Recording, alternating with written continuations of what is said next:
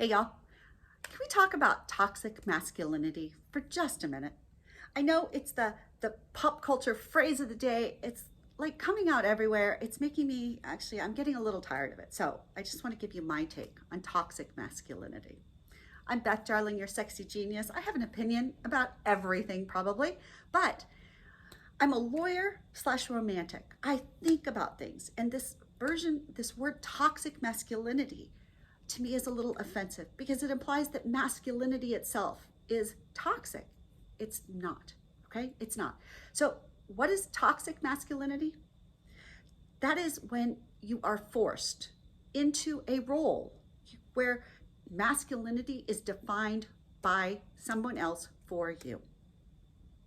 Otherwise, toxic masculinity shouldn't exist because to be masculine, to be a real man, to be a good man, should be that you are tough when you need to be tough, that you are tender when you need to be tender, that you are tender and tough when you want to be tough and tender, that you are completely in touch with your heart, with your head, and with your spirit and your body, and you use those things for the goodness of you, for your family, for your loved ones, as well as the world, right? So toxic masculinity is when you're using these things, I suppose, in a poor way, in a bad way, in a way that's harmful to others, if not probably also to yourself. I'm a firm believer that when we harm others, we're actually just carving a piece out of our heart, out of our spirit, and we pay the price even more than the others do. So toxic masculinity should not be code for be soft all the time, be gentle all the time.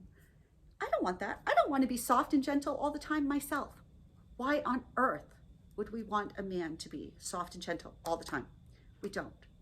Okay? So find your place. Find the place where you are operating in a way that works so well for you and also benefits the world.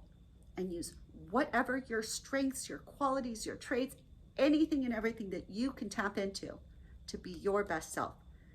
And your best self should never be toxic to yourself or to anyone else. So let's stop trying to bullshit and pretend that aggressive is toxic, that being, being sexual is toxic. It's not.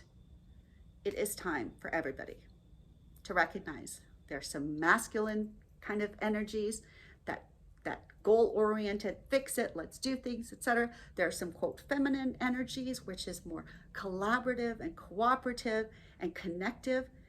And frankly, the best leaders in the world.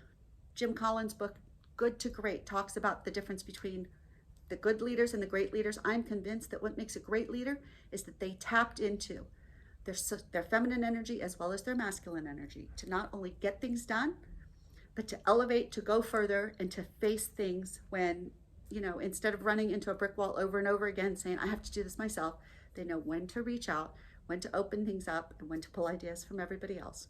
So toxic, it's just like saying stuck. Don't be stuck. Be your best self and be a proud, good man. The world needs you. I need you. Big hugs and love. I want to cheer you on. I'm Beth Darling, your sexy genius. Like this video, give me your comments, subscribe to the channel, go to sexyedschool.com, check out my podcast, Come With Those Podcasts, and as well as find some video classes on oral pleasure, fellatio, cunnilingus, and prostate pleasure. So big hugs and love. Go be a real man and make the world a better place for all of us, please.